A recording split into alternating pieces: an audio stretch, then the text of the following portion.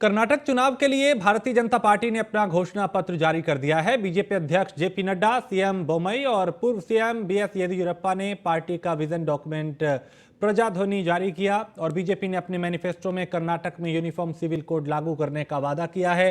साथ ही बीजेपी ने 7A को भी ध्यान में रखा है। इसमें अन्न समेत 7 चीजें शामिल है।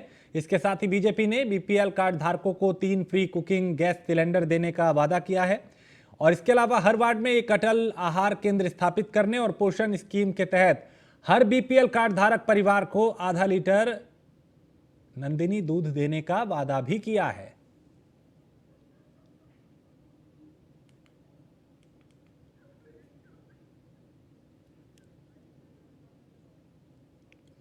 तो बीपीएल कार्ड धारकों को गणेश चतुर्थी और दीपावली के मौके पर साल में 3 गैस सिलेंडर मिलेंगे। इसके अलावा गरीब परिवारों को रोजाना आधा लीटर दूध भी दिया जाएगा। कर्नाटक विधानसभा चुनाव में कई बड़े ऐलान बीजेपी ने किए हैं। हर गरीब परिवार को 5 किलो चावल के साथ ही अब 5 किलो बाजरा भी मुफ्त दिया जाएगा और शहरी गरीबों के लिए 5 लाख घर बनाए जाएंगे। कर्नाटक विधानसभा चुनाव को लेकर बड़े ऐलान, मुफ्त भोजन के लिए अटल आहार केंद्र स्थापित किए जाएंगे। बीजेपी ने अपना जो घोषणा पत्र जारी किया उसकी ये बड़ी बातें हैं और कई लोक लुभावने वादे इसमें किए गए हैं। तो 30 लाख महिलाओं के लिए फ्री बस पास दिया जाएगा।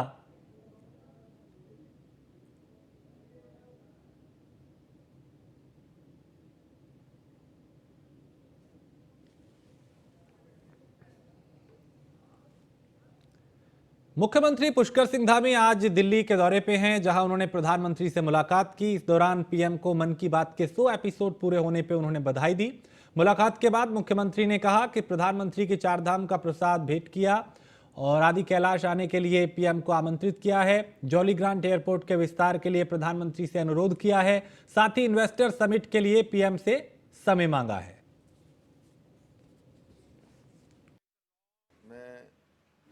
प्रधानमंत्री जी का धन्यवाद करता हूं कि कल उनके 100 एपिसोड अनवरत रूप से पूरी दुनिया का एक इतिहास बन गया कि पहले ऐसे शासक, ऐसे प्रधानमंत्री के रूप में 100 एपिसोड उन्होंने पूरे किए और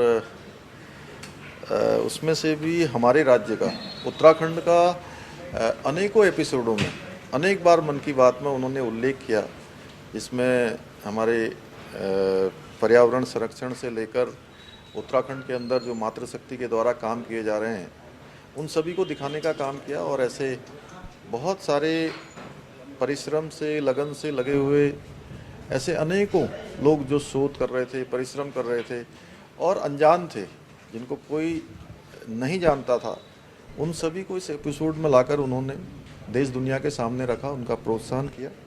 आज मैं आदरणीय प्रधानमंत्री जी से भेंट करने गया था, उनका आशीर्वाद लिया, उनका मार्गदर्शन लिया और 4 धाम यात्रा जो उत्तराखंड में प्रारंभ हो गई है और 4 धाम यात्रा एक बड़ी यात्रा है जिसमें देश दुनिया के लोग भाग लेते हैं।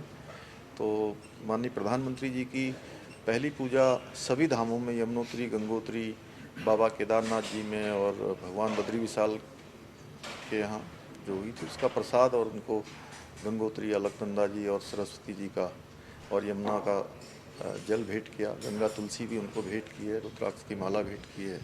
और इसके साथ साथ आगे के समय में आदि कैलाश, चूँकि एक ऐसा स्थान है जो बाबा भोलेनाथ का स्थान है और पिथौरागढ़ सुदूरवर्ती क्षेत्र में स्थित है, वहाँ आने का उनको मैंने आमंत्रण किया है, उनसे अनुरोध किया है कि वो वहाँ की यात्रा जो निकट भविष्य में ज़रूर वहाँ के लिए समय प्रदान करें। इसके साथ साथ जागेश्वर धाम और जागेश्वर धाम के साथ साथ मायावती आश्रम, जहाँ पर स्वामी विवेकानंद जी ने आराधना की थी, अपना एक तरह से मैं कहूँ कि तप की भूमि, वहाँ के लिए मैंने उनको आमंत्रण किया। और साथ ही साथ जो पर्वत मंदिर माला मिशन, जो मानसखंड मंदिर माला मिशन है, उस मंदिर माला मिशन का जो काम हमारा प्रस्तावित है, उसका मास्टर प्लान लगभग तैयार हो गया है। उसके लिए भी उनको आमंत्रण दिया है कि उनके कर कमलों से उसका शिलान्यास हो जाए। साथ ही साथ पिथौरागढ़ का जो नैनी सैनी एयरपोर्ट है, वो नैनी सैनी एयरपोर्ट चालू हो जाए, पंतनगर का एयरपोर्ट उसका विस्तारीकरण होना है, उसके लिए भी अनुरोध किया है। साथ ही में देहरादून का जो जॉली ग्रांट हवाई अड्डा है उसका भी विस्तार होना है। उन सभी के लिए मैंने अनुरोध किया और साथ ही साथ 2 हेलीपैड जो हमारे एक जोशीमठ में और एक धारचूला में, दोनों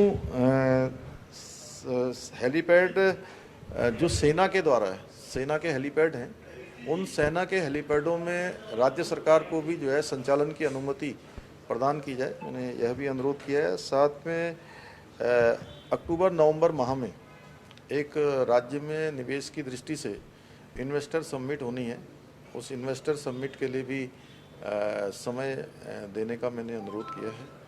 साथ में जो हमारा किच्छा में एक पराग फार्म है और पराग फार्म में एक बड़ा शहर नया बसा। और बाहुबली नेता आनंद मोहन की रिहाई पर सुप्रीम कोर्ट सुनवाई करेगा। दिवंगत आईएएस की पत्नी ने याचिका दायर की है और आज उनके वकील ने चीफ जस्टिस के सामने इस मामले को रखा। अब मामले में 8 मई को सुनवाई होगी, क्योंकि आनंद मोहन को बिहार सरकार ने जेल मैनुअल में विशेष प्रावधान करके रिहा किया था। और पीयूष तिवारी दिल्ली से इस खबर पे ज्यादा जानकारी के साथ। पीयूष, आनंद मोहन की रिहाई पर अब सुप्रीम कोर्ट मामले की सुनवाई करेगा। देखिए, निश्चित रूप से बिहार के बाहुबली नेता आनंद मोहन की रिहाई के खिलाफ एक जो याचिका है वो सुप्रीम कोर्ट में डाली गई थी और इस याचिका पर सुप्रीम कोर्ट 8 मई को सुनवाई करेगा। चूंकि दिवंगत आईएएस जी कृष्णैया की पत्नी उमा कृष्णैया ने ये याचिका दाखिल की है और आज चूंकि उनके वकील ने चीफ जस्टिस के सामने इस पूरे मामले को रखा है और चीफ जस्टिस ने 8 मई को सुनवाई करने की बात कही है, तो निश्चित रूप से जिस तरीके से आनंद मोहन की रिहाई सरकार ने कराई है, उसके बाद कहीं ना कहीं राजनीतिक गलियारों में इसकी चर्चा जरूर हो रही थी। इसी बीच इस पूरे मामले में जो उनकी पत्नी है उमा, उन्होंने सुप्रीम कोर्ट में फैसले, बिहार सरकार के फैसले को चुनौती दी है। तो निश्चित रूप से आनंद मोहन की मृत्यु शायद एक बार फिर से बढ़ने वाली है, क्योंकि 8 मई को जब सुनवाई होगी तो जो अगर हम बात करें जिलाधिकारी की जो पत्नी, पूर्व जिलाधिकारी की जो पत्नी है उमा, उनकी ओर से क्या कुछ दलीलें सुप्रीम कोर्ट में दी जाती है, ये देखने वाली बात होगी। क्योंकि जिस तरीके से बताया जा रहा है कि अभी भी कहीं ना कहीं गिरफ्तारी की जो तलवार है वो आनंद मोहन पर लटक रही है। हालांकि बिहार की नीतीश कुमार सरकार ने हाल ही में आनंद मोहन की समय से पहले रिहाई का आदेश जारी किया था। वो जेल से बाहर भी आ चुके हैं, लेकिन अब इस पूरे मामले को सुप्रीम कोर्ट में लेकर जाया गया है। अब देखना होगा कि जब 8 मई को सुनवाई होती है तो खासतौर पे सुप्रीम कोर्ट इस पूरे मामले में क्या कुछ कहता है, या अगली कोई तारीख देता है, या उसी दिन कोई अहम और महत्वपूर्ण फैसला कहीं ना कहीं सुना देता है। ठीक है पीयूष, आप मेरे साथ बने रहिए, कुछ और खबरों पे भी आपसे जानकारी लेंगे। फिलहाल शुक्रिया। तो आनंद मोहन का मामला सुप्रीम कोर्ट पहुंच चुका है, 8 मई को इस पर सुनवाई होगी। आज उनके वकील ने चीफ जस्टिस के सामने इस मामले को रखा था और मामले में 8 मई को अब सुनवाई होगी। तो बाहुबली नेता आनंद मोहन की रिहाई पर सुप्रीम कोर्ट सुनवाई करेगा। और भारतीय कुश्ती महासंघ के अध्यक्ष बृजभूषण शरण सिंह के खिलाफ कार्रवाई की मांग को लेकर पिछले एक सप्ताह से दिल्ली के जंतर मंतर पर धरने पर बैठे पहलवानों को समर्थन भी मिल रहा है। कई बड़े नेता वहां पर पहुंचे हैं। वहीं कांग्रेस नेता और पूर्व क्रिकेटर नवजोत सिंह सिद्धू भी पहलवानों का समर्थन करने पहुंचे और कस्टोडियल इन्वेस्टिगेशन की मांग की उन्होंने। नवजोत सिंह सिद्धू ने कहा कि अगर इंसाफ मिलने में देरी हुई तो जान की बाजी लगा दूंगा।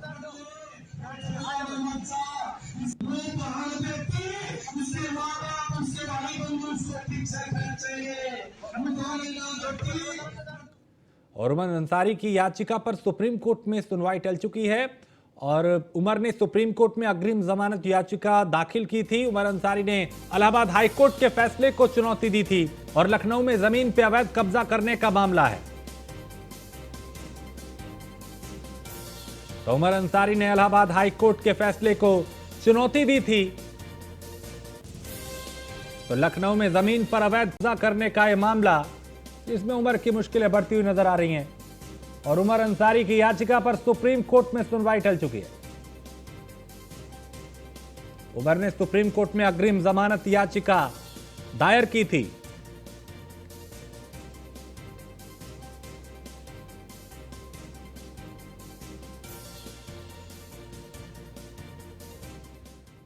और दिल्ली में जंतर मंतर पे चल रहे पहलवानों के धरने को लेकर उत्तराखंड के पूर्व मुख्यमंत्री हरीश रावत ने समर्थन दिया इस धरने को, जिसके बाद हरीश रावत पहलवानों से मुलाकात करने के लिए जंतर मंतर पहुंचे।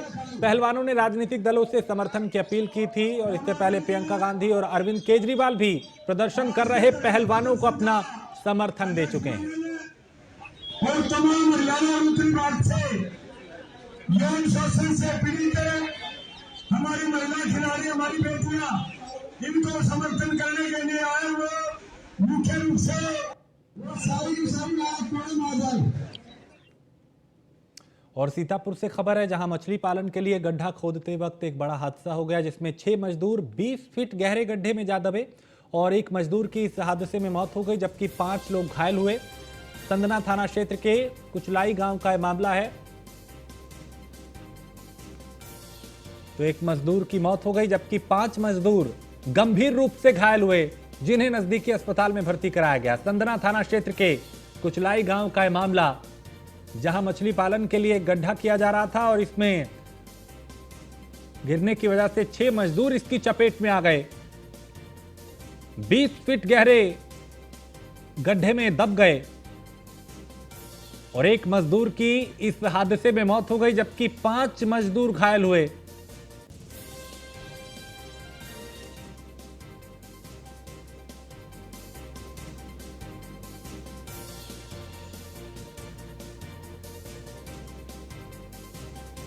तो 6 मजदूर 20 फीट गहरे गड्ढे में जा गिरे, जिन्हें निकालने में काफी मशक्कत करनी पड़ी। हादसे में एक मजदूर की मौत हो गई, जबकि 5 मजदूर घायल हुए। पूरे इलाके में उस वक्त अफरा तफरी मच गई जब यह हादसा हुआ।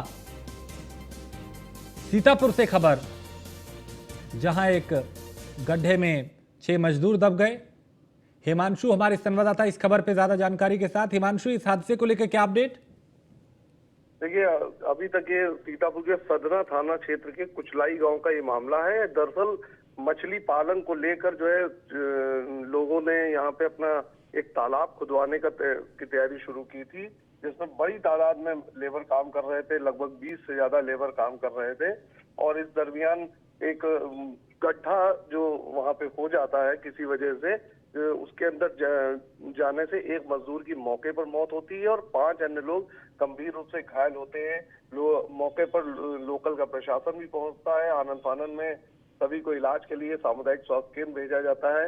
काफी तादाद में लोगों की भीड़ एकत्र हो जाती है और काम वहीं का वहीं रोक दिया जाता है। फिलहाल अभी स्थिति ये है कि अभी फिलहाल काम रुका हुआ है और आगे की सारी चीजें देखने के बाद जो मजदूर जिनकी हालत गंभीर है उनकी क्या स्थिति रहती है, उसके बाद ही प्रशासन निर्णय लेगा कि इस मामले में क्या कार्रवाई की जाती है। बहुत शुक्रिया हिमांशु जानकारी के लिए। तो एक बड़ा हादसा, जिसमें 6 मजदूर इसमें दब गए, एक की बताया जा रहा है मौत हो गई, जबकि 5 घायल हुए हैं। और मछली पालन के लिए गड्ढा किया जा रहा था, उसी में करीब 20 फीट नीचे ये मजदूर जा गिरे।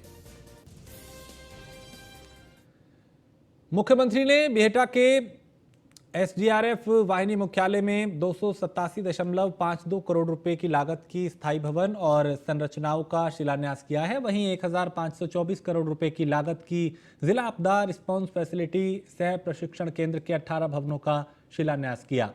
शिलान्यास कार्यक्रम के दौरान मुख्यमंत्री ने अधिकारियों को निर्देश देते हुए कहा कि जिन भवनों का शिलान्यास किया गया है उनका निर्माण कार्य समय से पूरा किया जाए, इस पर विशेष ध्यान दें। साथ ही उन्होंने कहा कि आपदा की स्थिति में हर तरह की गतिविधि इन केंद्रों से संचालित होगी, इसलिए इसका बेहतर ढंग से निर्माण सुनिश्चित कराएं।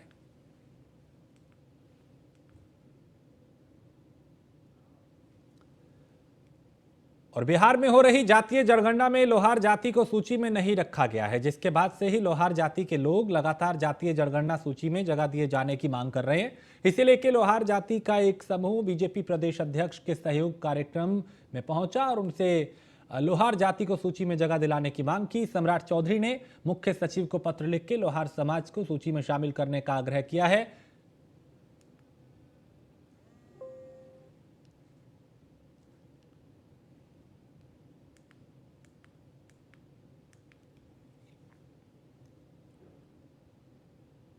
सर्वोच्च न्यायालय है। न्यायालय में तत्कालीन जिलाधिकारी जी कृष्णैया की पत्नी गई हैं अब न्यायालय सर्वोपरि है, न्यायालय का जो आदेश होगा सबको मानना है। इसमें जो रिहा किया गया है उसमें हेम वाइज समीकरण का खासा ध्यान रखा गया है। 13-14 लोग उस समीकरण से आते देखिए, हैं। मेरा स्पष्ट मानना है कि अपराधी से कोई सरकार नहीं चल सकती है, और हम तो इसके समर्थक हैं, किसी भी कीमत पर एक भी अपराधी नहीं छूटने चाहिए। कोई भी अपराधी हो, भारतीय जनता पार्टी उसका खिलाफ करेगी। अपराधी के साथ किसी भी कीमत पर नहीं जा सकता। सर्वोच्च न्यायालय और सुपौल में आरजेडी के राष्ट्रीय सचिव और आरजेडी से पिपरा के पूर्व विधायक यदुवंश कुमार यादव ने ब्राह्मणों को निशाना बनाया है। उन्होंने अनुमंडल मुख्यालय निर्मली नगर भवन में पार्टी कार्यकर्ताओं को संबोधित किया और कहा कि एक भी ब्राह्मण भारत देश का नहीं है। इनके डीएनए की जांच से ये खुलासा हुआ है। इन्हें उस वक्त वहां से भगाया गया और ये सभी भारत आए। इन सभी के द्वारा ही हम सभी को बांटने और आपस में झगड़ा कराने की कोशिश हो रही है। वहीं ब्राह्मण महासभा के संरक्षक संजीव मिश्रा ने प्रेस कॉन्फ्रेंस करते हुए आरजेडी नेता यदुवंश कुमार यादव को माफीनामा लेने की बात कही और कहा कि इनकी मानसिक संतुलन ठीक नहीं है।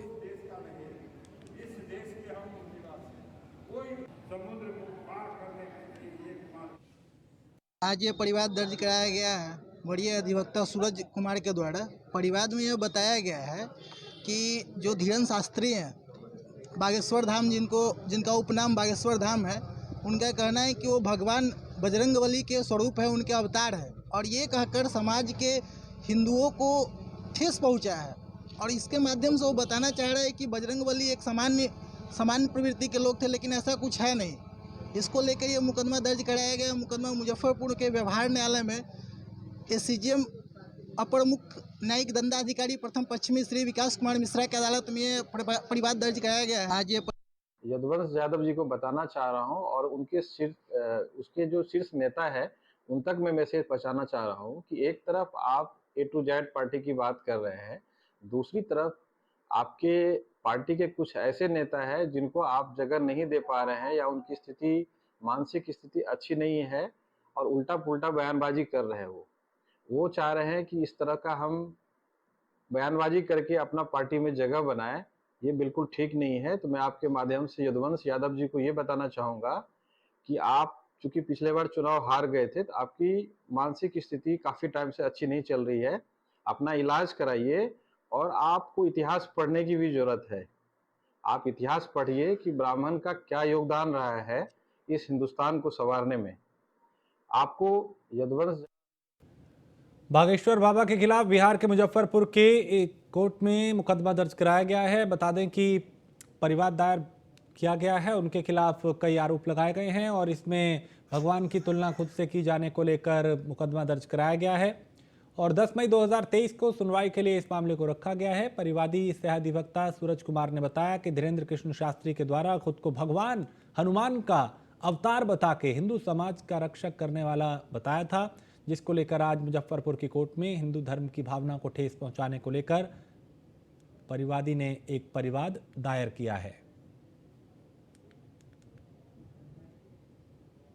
धीरेन्द्र शास्त्री पर एक मुकदमा माननीय एसीजेएम सह सब जज एक पश्चिमी के न्यायालय में दर्ज कराया गया है, जिनमें आरोप लगाया गया है कि वो अपने आप को भगवान का अवतार समझते हैं और लोगों को गलत रूढ़िवादी तरीकों से पूरे देश के जनता को भ्रमित कर रहे हैं, जिससे हमारी सहित देश के करोड़ों जनता की भावना की आहत पहुंची है। इसी को लेकर मैंने माननीय न्यायालय में आज परिवार पत्र दायर किया है।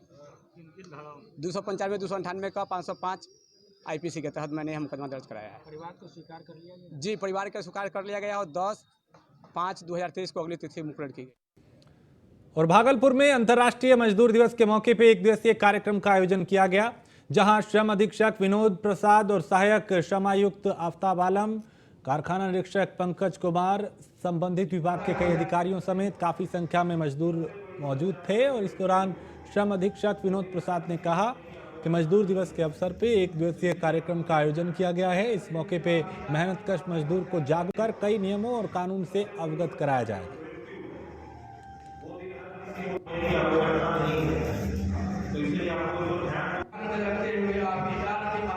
अंतर्राष्ट्रीय मजदूर दिवस के अवसर पर श्रम संसाधन विभाग बिहार की ओर से ITI परिसर सभागार में मजदूर दिवस मनाया जा रहा है।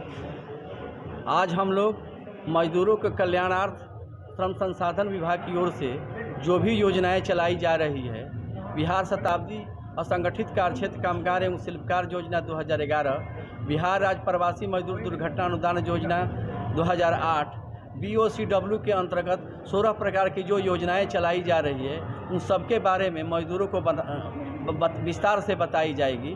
और आज का एक दिवसीय कार्यक्रम है। हम लोग मजदूरों के हित के लिए जो भी कार्यक्रम चलाया जा रहा है उनको विस्तार से बताए जाएंगे। आज हम लोग जागरूक करें।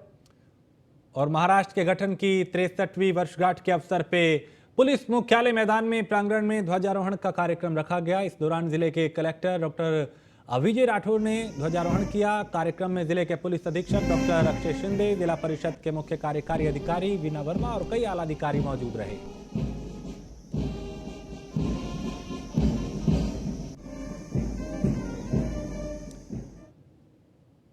फरीदाबाद में प्रशासन की पोल तब खुल गई जब बेमौसम बरसात हुई और फरीदाबाद की सड़कें तालाब में तब्दील हो गई। इस दौरान कई बच्चे गंदे पानी में मस्ती करते दिखाई दिए। वहीं छोटे स्कूली बच्चों की बारिश उनके लिए आफत बन के आई। बारिश के बाद पूरा शहर पानी पानी हो गया।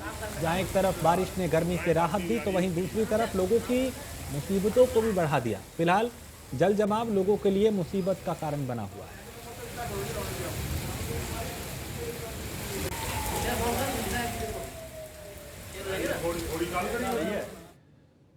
सीएम अशोक गहलोत ने बेंगलुरु में एआईसीसी अध्यक्ष मल्लिकार्जुन खड़गे से उनके आवास पर मुलाकात की। सीएम अशोक गहलोत ने कहा कि कर्नाटक चुनाव अभियान शुरू कर रहा हूं और मैं राज्य में अपने लोगों से बात करने के लिए उत्सुक हूं और उन्हें कांग्रेस पार्टी द्वारा घोषित किए गए वादों के बारे में जानकारी देना चाहता हूं।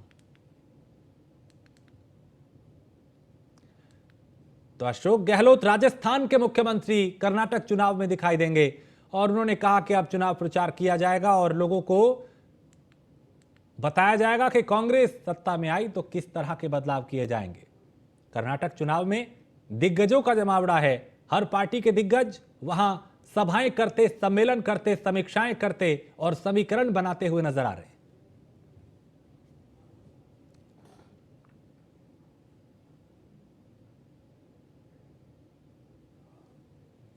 और पठानकोट के माधोपुर की यूबीडीसी नहर में एक गाड़ी अनियंत्रित होकर पलट गई। गाड़ी में 5 लोग सवार थे, जिनमें से 2 बाहर निकल आए जबकि 3 लापता हैं। गाड़ी के साथ नहर में लापता हुए 3 लोगों की तलाश की जा रही है।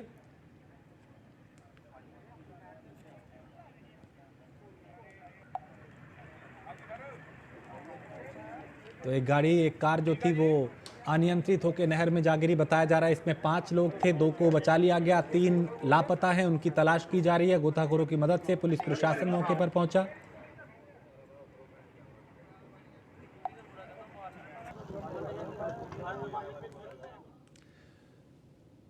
और खबर लखनऊ से है, जहां माफिया अतीक अहमद के घर से डायरी मिली है और उससे कई खुलासे हुए हैं। अतीक अहमद के गुनाहों के कई राज डायरी में छिपे हुए हैं।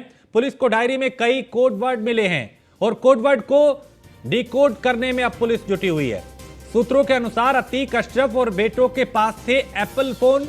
कोड वर्ड के जरिए ही उमेश पाल हत्याकांड को अंजाम दिया गया। तो अतीक की डायरी से कई बड़े खुलासे हुए हैं। कोड वर्ड के जरिए इसमें कई बातें लिखी गई हैं। सूत्रों के अनुसार अतीक, अशरफ और बेटों के पास एप्पल का फोन था और उसी के जरिए एक कोडवर्ड के जरिए ये लोग बात करते थे। माफिया अतीक अहमद के घर से डायरी मिली और उस डायरी में अब कई खुलासे हुए हैं। अतीक अहमद के गुनाहों के कई राज डायरी में छिपे हुए हैं और पुलिस को डायरी में कई कोडवर्ड मिले हैं। अब इन्हें डिकोड करने की तैयारी की जा रही, पुलिस इसमें जुटी हुई है।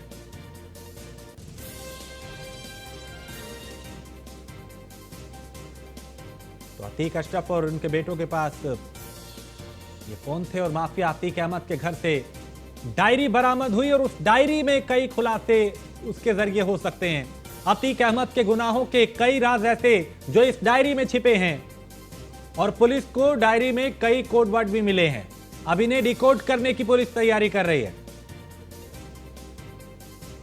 उमेश पाल हत्याकांड को लेकर भी कोडवर्ड में बात की गई।